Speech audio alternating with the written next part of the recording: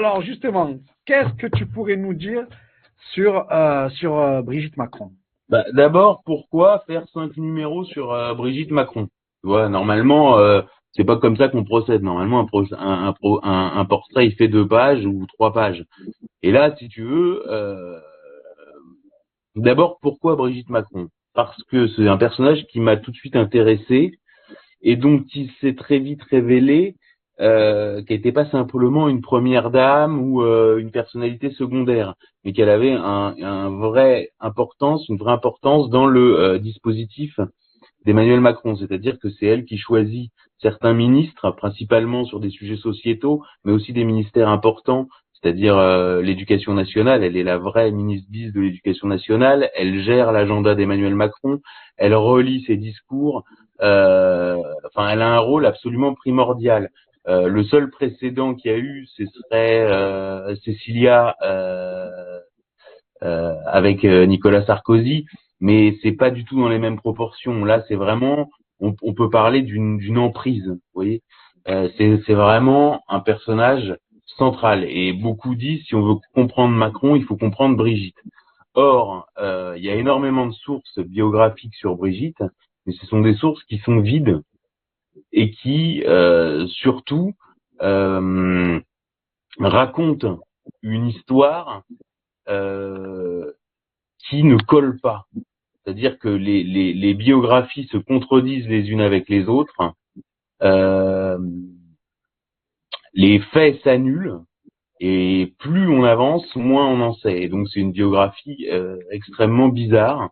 Je dois dire que c'est la première fois que je fais ce genre de biographie. C'est-à-dire que d'habitude, vous faites une biographie, vous compilez les éléments, ensuite vous complétez, et puis ça s'enchaîne assez naturellement, y compris pour des personnalités, pour des grosses biographies qu'on a pu faire, comme Manuel Valls ou d'autres. Vous voyez, c'est pas très compliqué. Là, vous avez des trous entiers, vous avez des éléments qui s'annulent. Et puis surtout cette histoire dont le monde a parlé de l'histoire de Macron avant Brigitte, parce qu'en fait on ne sait rien sur Macron avant Brigitte et on ne sait rien sur Brigitte avant Macron. Vous voyez, c'est ça la clé. D'abord, et le monde a parlé d'une légende officielle et tous les biographes, même autorisés, mais un tant soit peu sérieux sur Brigitte Macron, finissent toujours par écrire dans leurs livres, en substance, je suis en train de réciter quelque chose de bizarre, et en signifiant qu'ils n'y croient pas. C'est le monde, je vous dis, la phrase qui résume tout, c'est le monde, il n'y a pas le quotidien de référence qui vous dit c'est une légende officielle. C'est-à-dire, légende, ça renvoie à bureau des légendes, ça veut dire une biographie inventée officielle, légende officielle. Voilà, c'est ça que ça veut dire, que c'est un personnage sous légende. Abdel, Et tu m'entends? Tu me suis? oui, oui, oui, Donc ce que je te dis en plus, c'est que cette biographie, cette légende a été réécrite plusieurs fois. Alors ça, c'est un des premiers éléments clés de cette biographie, c'est que d'abord, entre 2012 et 2016, dans la première phase de médiatisation de Macron, qui est essentiellement une phase de médiatisation à travers la presse écrite, on nous raconte que lors de leur rencontre, Macron a 17 ans et Brigitte a 36 ans, que 20 ans les séparent et qu'elle était sa prof de français en première quand ils se sont connus. Or, à partir de 2016, on va découvrir l'âge de Brigitte va être donné, enfin une date de naissance de Brigitte va être donnée, 13 avril 53, et on va découvrir qu'ils se sont rencontrés en vérité en 92, que Brigitte a repéré Emmanuel Macron en fin de classe de troisième, et qu'il avait en fait 14 ans, et elle 39. Et donc, et que c'était dans le cadre d'un atelier théâtre. Or, dans la première mouture de la légende officielle, quand il avait 17 ans, elle 36, qu'elle était sa professeure de français, etc., les articles faisaient témoigner des élèves de Brigitte qui expliquaient que Macron était donc dans sa classe, alors qu'il n'a jamais été dans sa classe, dans la deuxième version de la légende officielle, et que en classe, elle lisait les poèmes de Macron devant toute la classe. Donc là, on a déjà un premier problème, c'est que on a tous les médias qui mentent, et ensuite on a des témoignages inventés. C'est-à-dire que le fameux témoignage de l'élève qui dit elle lisait les poèmes devant toute la classe est un témoignage faux. Donc voilà, donc on a déjà un premier problème, c'est-à-dire que déjà on voit que sur 4 ans, entre 2012 et 2016, l'histoire de Macron a été 20 ans d'écart, il avait 17 ans, elle 36, et puis qu'à partir de 2016, ça devient 14 ans, 39, cours de théâtre, il n'y a plus de cours de français, etc. Et donc, alors ça c'est un élément très parlant de la biographie, c'est un élément très parlant, mais tous les autres épisodes de la biographie de Brigitte relèvent de ce biais-là. D'ailleurs, si tu vas dans le premier numéro de la série, le 497, tu peux peut-être montrer aux auditeurs. Je reproduis à l'intérieur une capture d'écran du site de Closer aujourd'hui. Tu verras où tu vois marqué quand tu vas sur Closer, tu as un bandeau qui s'affiche avec écrit, voilà, avec quand tu regardes bien, il y a écrit ils se sont connus en 1995, donc sous-entendu, il avait 17 ans et elle est de 20 ans son aînée, alors que c'est faux. C'est-à-dire que si elle est née en 53, ça veut dire elle a près de 25 ans de plus que lui et ils se sont connus en 92. Donc la première partie de la légende sert en fait à alimenter, je dirais, une propagande Internet. La première mouture de la légende sert à alimenter une propagande Internet pour les gens qui vont sur les sites de la presse People. Vous voyez? Donc on est Mais pourquoi elle dit pas la vérité tout simplement quand est-ce qu'elle a rencontré et tout? C'est quoi le problème? Ça fait trop. Je te dis et dans les premières bios de Brigitte, on trouve qu'elle est née à la fin des années 50. Tu vois? Et ensuite, dans la première bio officielle qui va sortir, la première vraie bio officielle qui s'appelle Et Brigitte crée à Macron, qui paraît au printemps 2016, à ce moment-là, on va donner une date de naissance de Brigitte. Et à ce moment-là, va éclater le roman des 17 ans pour Macron, 36 pour Brigitte. Ce qui rend l'histoire acceptable, parce que 17 ans, on dit, bon, c'est un garçon vigoureux, et 36 ans, on dit, c'est une femme qui est encore jolie. Alors que s'il a 14 ans et elle 39, ça change presque rien, mais ça change tout. Ouais, en fait, je comprends. Donc voilà, en fait, c'est que dans la vraie histoire, c'est que c'est presque de la pédophilie à certains niveaux. Non, mais à 14 ans, si tu veux, le problème de 14 ans, c'est que tu rentres sur une suspicion où tu as un détournement de mineur avec 2 circonstances aggravantes. Parce que c'est en dessous de 15 ans et c'est en milieu scolaire. C'est-à-dire que c'est de toute façon, la limite d'âge de 15 ans est réduite à 18 dès lors que tu es responsable d'enfant. Si tu veux. Donc, quand tu es en milieu scolaire, il n'y a pas de limite d'âge, mais si tu veux, en gros, tu as quand même 2 circonstances aggravantes, c'est-à-dire moins de 15 ans et enfants dont on a la charge dans le cadre d'activités scolaires ou théâtrales, etc. Donc, si tu veux, bon, c'est déjà très bizarre que la biographie, parce qu'en fait, c'est pas moi qui en parle, c'est que toute la presse, toute la campagne présidentielle de 2017 a été anglée sur Brigitte, sur ce couple exceptionnel qui formait, machin, etc. Donc ensuite, ils ont réécrit encore l'histoire en expliquant que c'était une relation purement intellectuelle, etc. Enfin bon, tout ça est très détaillé dans mon enquête. Alors, il y a plusieurs choses qui sont bizarres. Bon, là, je t'ai souligné un élément, mais par exemple, les journalistes qui s'intéressent à Brigitte Macron ça va te sembler complètement, je veux dire, on n'a pas de leçon de démocratie à donner aux autres pays. C'est-à-dire qu'un journaliste qui fait une biographie de Brigitte Macron, à part moi qui fais des biographies inautorisées, mais si tu veux, le journaliste qui a une carte de presse, qui travaille dans un grand média, etc., eh ben, il fait un dossier qu'il envoie aux communicants de Brigitte Macron. Et il est reçu par cette équipe de communicants qui est composée de 2 personnes qui s'appellent Tristan Bromet et Pierre-Olivier Costa. Bon. Et eux, ensuite, vous font passer cet entretien, et puis ensuite, vous disent, bah voilà, vous pouvez rencontrer Brigitte Macron, et ensuite, on vous donne un ensemble documentaire, et ensuite, vous faites votre papier à partir de la documentation que vous a donné le service de presse de Brigitte Macron à l'Élysée. Alors là, encore, il y a une autre anomalie qu'on remarque, c'est-à-dire que Brigitte Macron, on nous raconte quoi? On nous raconte qu'elle est issue de la bourgeoisie catholique d'Amiens. Bourgeoisie catholique de droite, voire très à droite.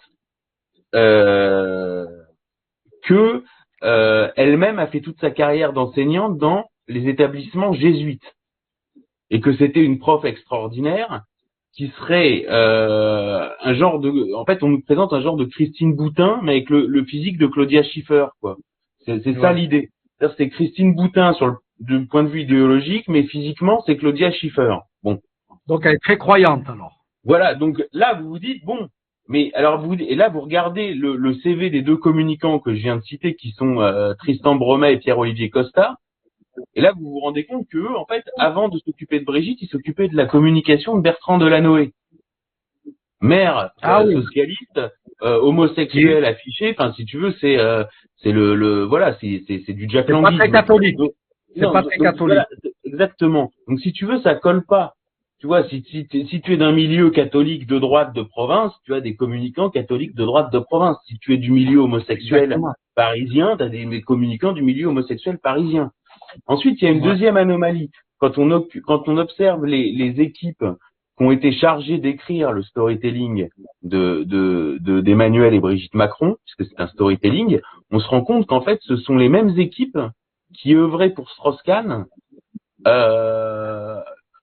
si tu veux, lors de la primaire, entre 2006 et 2011, quoi. Même avant. C'est-à-dire que ce sont les équipes qui ont œuvré pour Strauss-Kahn pendant 20 ans, qui, dès que Strauss-Kahn est tombé, se sont mis au service de Macron à partir de 2012. Donc là, c'est pareil, ça colle pas. C'est-à-dire que soit c'est la bourgeoisie catholique de province, soit c'est Strauss-Kahn. Mais il faut savoir, et à ça va s'ajouter Michel Marchand, qui s'occupe de la communication, qui est présentée par Niel, Xavier Niel, qui est connu pour avoir trempé dans des affaires de proxénétisme, etc., qui s'occupe de Monaco, où il y a des tas d'histoires. C'est le mec qui a Free, c'est ça? Ouais, Niel, c'est ça. Ouais, voilà, c'est ça. Et puis, entre autres. Et donc, il y a un personnage sulfureux, si tu veux, sulfureux sur le plan des mœurs, etc. Bon. Donc là, tu te dis, bon, on te raconte la bourgeoisie catholique de province, un genre de Christine Boutin en jolie.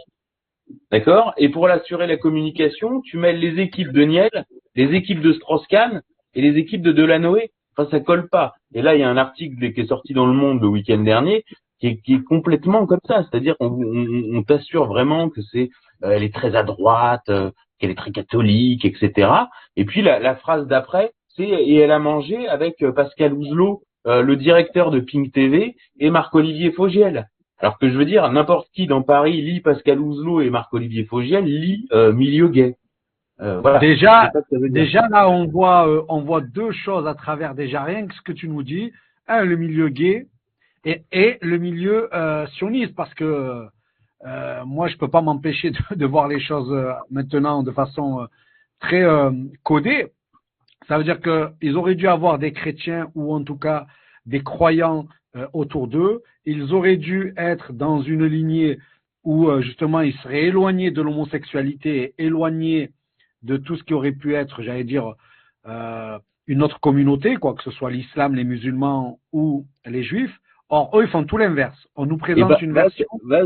Va se rajouter à tout ça un autre personnage qui est beaucoup moins connu, qui s'appelle Joel Benenson, et qui, pareil, est un spin doctor. Alors, pour ceux qui connaîtraient pas le spin doctor, si vous voulez, c'est les gens dont le métier est de vous raconter le narratif médiatique tel que vous allez le voir à la télévision. Vous voyez, ça s'appelle un spin doctor. C'est le type qui pense le scénario, si vous voulez, de la réalité alternée qu'on vous présente en permanence dans les médias. Et si vous osez dire, c'est une réalité alternée, tout est bidon, on vous dit, vous êtes un complotiste. Bon. Et celui qui pense ça s'appelle un spin doctor. C'est le personnage qui est joué par Robert De Niro. C'est dans ce film, je sais pas si tu l'as vu, qui s'appelle Des hommes d'influence. Tu vois. Exactement. Voilà. C'est comme ça qu'il faut comprendre l'histoire. Et typiquement, quand tu vois les équipes de DS4, t'es là-dedans avec Taubman, Finkelstein, toutes ces équipes-là. Alors, est-ce que tu peux prendre le 3e numéro de la série si tu l'as? Il me semble que c'est le 499. Pour montrer un peu aux auditeurs, parce que la description parce que c'est encore une incohérence. Alors, on pourrait parler d'autres incohérences comme le CV de Brigitte, la question du CV de Brigitte. De Clover, non? Je sais pas. C'est les photos où il y a Brigitte en tant que prof, tu sais. Alors, en tant que prof. Alors, je sais pas si c'est dans le troisième ou je sais pas dans quel exemplaire c'est exactement. Alors, je vais chercher. Alors, moi, j'ai des photos, l'écharpe de Brigitte, Voilà, blanc. exactement. Exactement. Alors, voilà. Ça, c'est pour te situer le niveau de n'importe quoi. D'abord, je précise que dans les premières biographies de Brigitte, on trouve qu'elle a le bac mention très bien et qu'ensuite elle passe un CAPES de lettres. Donc elle devient prof de français comme ça parce qu'elle a un CAPES de lettres. Et ensuite, on découvre qu'en fait, elle a eu le bac à 19 ans et qu'elle n'a pas eu le CAPES, alors qu'elle a fait une carrière dans les meilleurs établissements de la capitale, hein, Saint-Louis-de-Gonzague. Si vous n'avez pas le CAPES, je ne sais pas comment vous rentrez. Donc il y a un piston initial. Montre l'autre page. Montre l'autre page. Voilà. Donc voilà, ça c'est une photo. Alors parce que on nous a expliqué que Brigitte Macron, quand elle était prof, elle était en slim, en mini-jupe, que vraiment c'était une pin-up, que tous les garçons salivaient sur elle, etc. Et donc nous, on a retrouvé à partir d'une faille en fait dans le storytelling de Brigitte, hein, qui est un documentaire qui s'appelle Brigitte Macron, un roman français. Il devait pas être produit, et puis finalement le producteur Georges-Marc Benamou et la réalisatrice Virginie Linhart ont fait le mur à l'Élysée pour quand même réaliser leur documentaire. Et l'Élysée a été obligé de leur fournir un ensemble de documents pour retracer la vie de Brigitte Macron en images, ce qui n'avait jamais été fait. Et le problème, c'est que toutes les images qui sont produites dans ce documentaire nient intégralement le récit qui a été fait précédemment avec des témoins plus ou moins fabriqués par les communicants. Donc on voit bien que Brigitte n'était pas une pin-up, on voit bien qu'elle n'était pas très jolie et surtout sur toutes les photos de classe, moi ça à la limite, je veux dire, ça me regarde pas qu'elle soit pas très jolie. Vous comprenez, ça n'a aucun intérêt pour moi. Le seul intérêt, c'est pourquoi on a 40 témoignages qui vous disent c'est une pin-up, elle était en mini-jupe, elle faisait saliver tous les garçons. Et puis la première fois on vous montre des photos d'elle à cette époque-là, bah c'est pas ça. Je veux dire, c'est radicalement pas ça. Vous voyez, et surtout, il y a toute une série de photos de classe où elle porte une écharpe, elle cache son cou. Et quand vous regardez encore Brigitte aujourd'hui, avec sa coupe, pour ne pas dire sa perruque, parce qu'on va pas être, définitif, mais disons au moins avec sa coupe, elle cache son cou. En particulier aujourd'hui, c'est cervical, mais à l'époque, elle cache vraiment tout le cou. Donc, je te laisse continuer pour qu'on puisse avancer. En tout cas, ce qui est sûr, c'est que c'est étonnant. Dès le départ, en fait, l'histoire déjà est mensongère, fausse, et il a suffi. Vous êtes combien de journalistes à avoir remis en cause la version officielle? Bah, d'abord, le premier qui a travaillé sur Brigitte de façon non autorisée, c'est un type qui vient de France 2 et qui a été qui est passé par France 2 et qui a bossé dans les études d'opinion et qui s'appelle Éric Stemelen. Et c'est le premier qui fait une chronologie, en fait, de la médiatisation de Brigitte. C'est un type d'extrême gauche, hein, et il fait le premier, peu importe, et il fait la chronologie et il dit voilà, c'est n'importe quoi. Et moi, à cette époque-là, c'est ce que je ressens profondément en accumulant et en lisant tout ce que je lis sur tout ce qu'il y a sur Brigitte. Et c'est à ce moment-là que je me dis bon, j'ai un angle déjà où partir. Et lui voit qu'il y a d'énormes problèmes, c'est-à-dire que par exemple la date du divorce, par exemple, elle a un premier mari, Brigitte, et la date du divorce dans toutes les premières biographies, on nous dit que ce divorce est survenu après la mort de la mère de Brigitte, qui survient en 98, et avant l'entrée d'Emmanuel Macron à Sciences Po, c'est-à-dire 2000-2001. Donc en fait, on comprend qu'ils auraient divorcé en 98, 99, 2000. Or, la date qui va être donnée dans la version définitive de la légende officielle, c'est 2006. Vous voyez, donc si vous lisez notre enquête, vous comprendrez. Bon, mais c'est qu'une incohérence parmi des centaines de petites incohérences. Par exemple, bon, ça c'est une incohérence que je relève pas, mais on nous dit par exemple que Brigitte a peur de l'avion. Bon, ce qui n'empêche pas qu'elle va tous les week-ends en hélicoptère, alors que c'est à 20 kilomètres de Paris, à la Lanterne, qui est la résidence de week-end, tu sais, des présidents de la République, tu sais, qui a été récupérée par Sarkozy à l'époque de Fillon. Donc si tu veux, elle prend l'hélicoptère tous les week-ends pour aller à la Lanterne, qui est à 20 kilomètres de Paris. Par contre, elle a peur de l'avion. Ouais, c'est le foutage de gueule. Ouais, c'est le foutage de gueule. Et donc, vous n'êtes pas nombreux alors en fait. Et du coup, c'est intéressant parce que cette révélation-là peut peut-être amener d'autres gens à se Bah, poser, à se pencher sur la question. alors voilà, je vais te dire. Donc ensuite, donc je continue mon enquête et puis pendant mon enquête, je rentre en relation avec une dame qui s'appelle Natacha Ray. Natacha Ray, c'est une dame citoyenne normale, mais qui elle se pose des questions sur Brigitte. Et Natacha Ray me dit un élément qui est intéressant. Voilà. Alors montre bien. Je vais expliquer la page 8. Voilà. Je vais expliquer. Donc ça, c'est le faire-part du premier mariage de Brigitte. Donc voilà, bon, j'invite les auditeurs à se le procurer, comme ça on verra mieux. Mais alors, le type avec la tondeuse à gazon, c'est la première photo c'est la première fois qu'on nous a montré le premier mari de Brigitte, André-Louis Osière. Voilà. Et un an après est sorti le faire-part de mariage, et là, on voit bien que c'est pas du tout le même type. Et la fille sur le faire-part n'a pas l'air du tout d'être Brigitte. Donc on voit que Ouais. déjà le type c'est pas le même, donc le type peut pas avoir changé d'apparence. Or, il existe un type, attends, montre la page d'à côté, qui s'appelle lui Jean-Louis Osière, et qui en fait est le type du faire-part. Or, ce Jean-Louis Osière a une épouse qui s'appelle Catherine Audois, et cette Catherine Audois ressemble beaucoup aux filles de Brigitte. Voilà. Donc lui c'est le type, donc là à gauche on a le André-Louis Osière du faire-part en 74, et là on a Jean-Louis Osière aujourd'hui.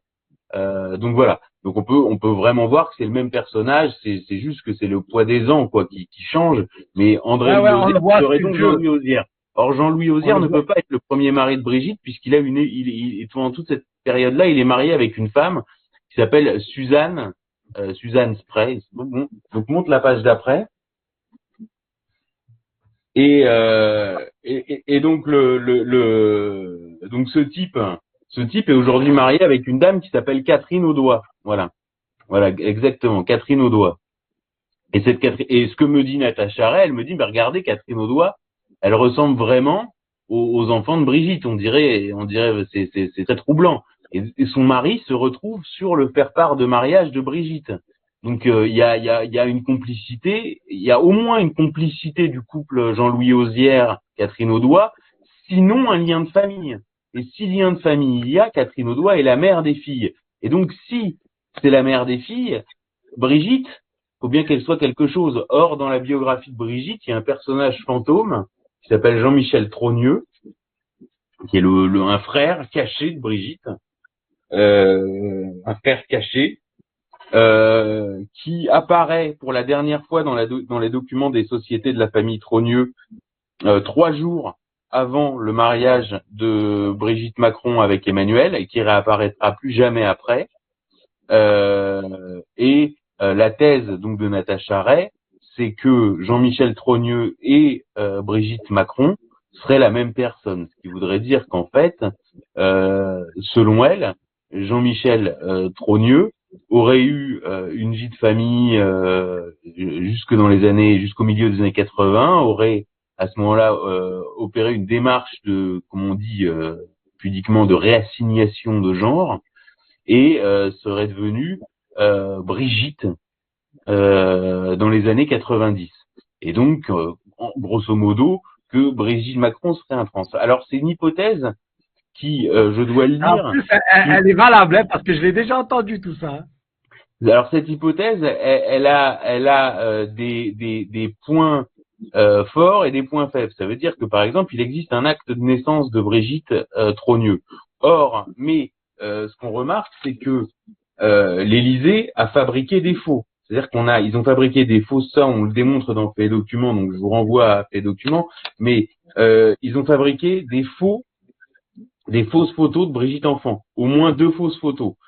Sur la photo de famille, il y a une petite fille sur les genoux, on nous dit c'est Brigitte. Mais en fait, quand on regarde bien la bio, il y a une nièce de Brigitte qui a été effacée de la biographie officielle et qui pourrait très bien être cette petite fille sur les genoux. Il y a un autre document qui atteste de l'existence d'une Brigitte Trogneux, épouse Osière, qui est sa fameuse candidature au municipal en 1989 en Alsace. Or, quand on restaure la photo de ce tract qui a été diffusé une seule fois comme étant un tract étant retrouvé dans un tiroir d'un habitant de ce village d'Alsace, quand on restaure la photo, on voit très bien que la personne n'est pas Brigitte. Par ailleurs, les faire-part de naissance des 3 enfants de Brigitte ne mentionne pas les prénoms des parents. Et par ailleurs, on a vu que le faire-part de mariage était un faux. Donc c'est un faux, donc il est tiré d'un fac-similé modifié qui a été déposé à la BNF, puisqu'on a récupéré ce document à la BNF. Or, le personnage est Jean-Louis Auzière et l'épouse n'est pas Brigitte. Donc, Alors, on n'est pas à un faux. Donc, ça veut dire que le faire-part, on ne peut pas exclure que le faire-part de naissance de Brigitte disponible dans le courrier Picard soit lui aussi un faux. Alors, je précise sur l'hypothèse de Natacha Ray que ce qui m'a tout de suite intéressé, c'est que je lui dis bon, votre hypothèse est intéressante, mais bon, pour l'instant, on n'a pas de preuve définitive. Moi, j'aime bien avoir une preuve définitive quand j'avance quelque chose. Et je dis on n'a pas de preuve définitive. Et bon, d'abord, il faut dire que sur la transsexualité, la preuve définitive, c'est très très compliqué, parce qu'en fait, la loi est extrêmement favorable aux transgenres. L'idéologie transgenre, c'est une idéologie qui en fait renvoie à l'indifférenciation. Le concept clé, c'est l'indifférenciation entre les hommes, les femmes, entre les races, entre les cultures, etc. Donc le système est très favorable aux transgenres, et quand vous devenez transgenre, vous changez tout à l'état civil.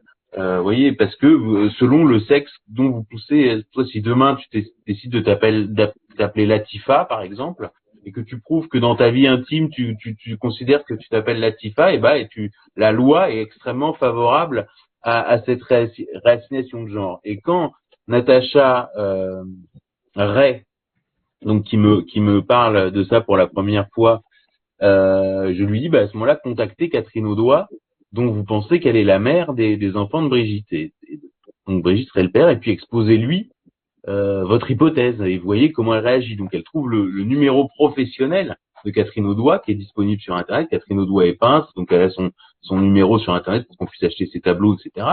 Et donc elle lui écrit juste, écoutez, j'ai l'impression que André-Louis Auzière et votre mari sont la même personne.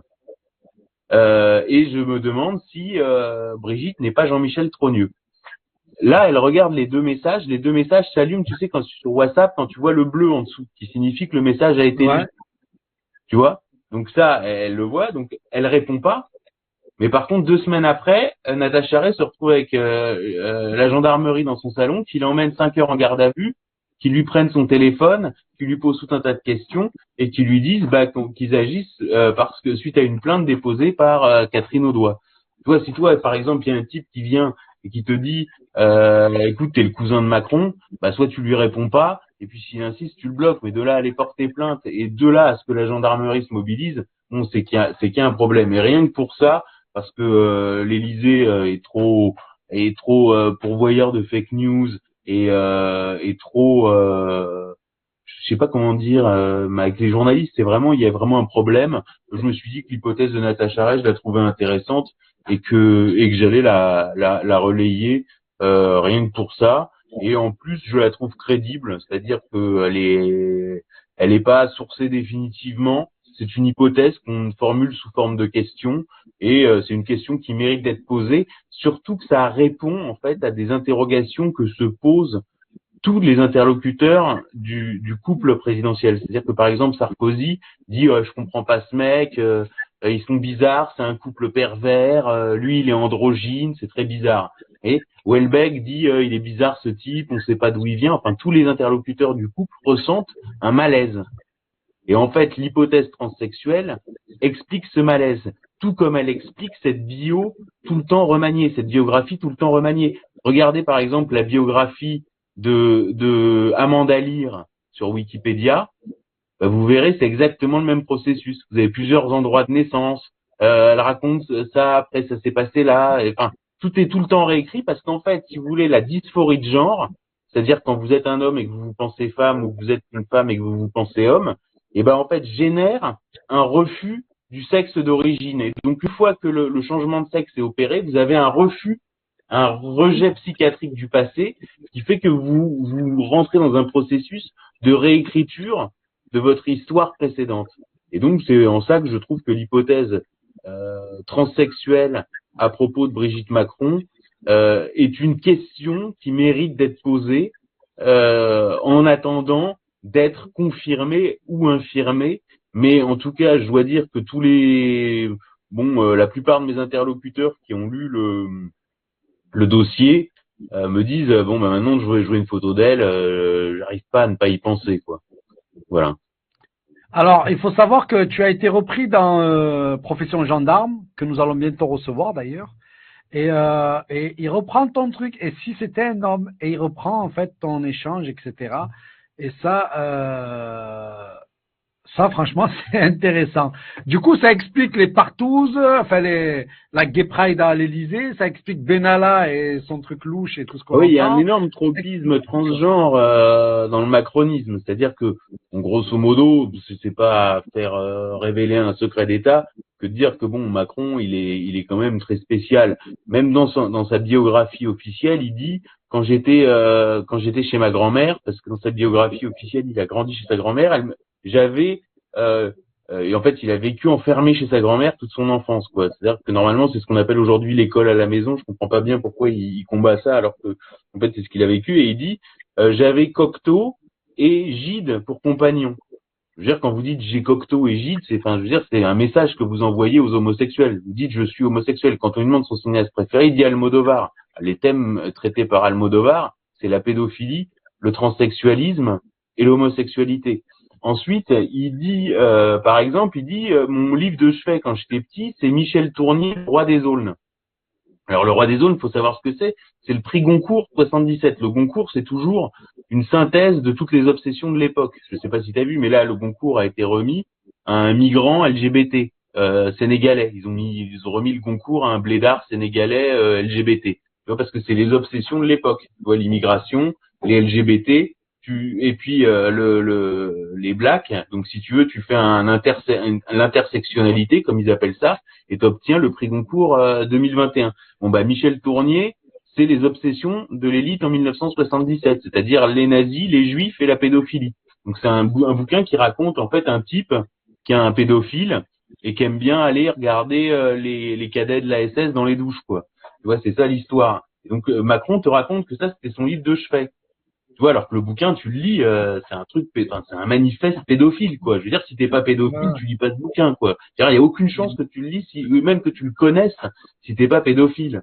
Tu vois. Par Non, mais exemple, il y a d'autres trucs bizarres. Par exemple, on nous raconte que Macron, quand il était en Cagne à Henri IV, il a écrit un livre. Bon. Déjà, c'est n'importe quoi. Quand t'es en Cagne à Henri IV, c'est comme quand t'es en médecine. T'es en Cagne à plein temps ou t'es en médecine à plein temps. Tu t'écris pas un livre quand t'es en Cagne. Ça n'existe pas. Donc déjà, c'est n'importe quoi. Et le livre, ce serait appelé Babylone, Babylone. Tu vois, donc déjà, le titre est explicite. Et ensuite, il retrouve un témoin, soi-disant, qui aurait lu le livre de Macron. Alors au début, on nous dit qu'il y a que Brigitte qui l'a lu. Ensuite, on nous dit qu'il y a un éditeur qui l'a lu, mais l'éditeur, en fait, est déjà mort.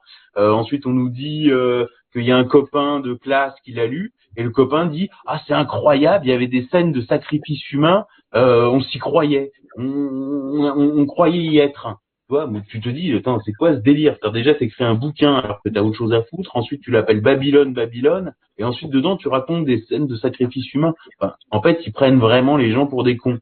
Tu vois, et ils envoient des signaux comme ça en prenant les gens pour des cons. Tu vois, et voilà, l'Élysée est une usine à fake news. Alors sur les réseaux sociaux, ce qui est intéressant, par exemple sur mon dossier, ils vont reprendre des éléments, 3 éléments de vrai, et après ils vont mettre un élément faux. Tu vois, et comme ça ils te décrédibilisent. Tu vois, par exemple, la photo, euh, la prof, le mari et l'amant, et ben tu peux très bien penser que c'est l'Élysée qui l'a fabriqué. C'est complètement dans leur genre. Je certifie pas à 100% que c'est eux qui l'ont fabriqué, parce que c'est un photomontage qui est un faux grossier, mais je certifie pas à 100% que c'est l'Élysée qui l'a fabriqué, mais pour commencer à comprendre leur psychologie, je le pense, je l'envisage très sérieusement. c'est incroyable.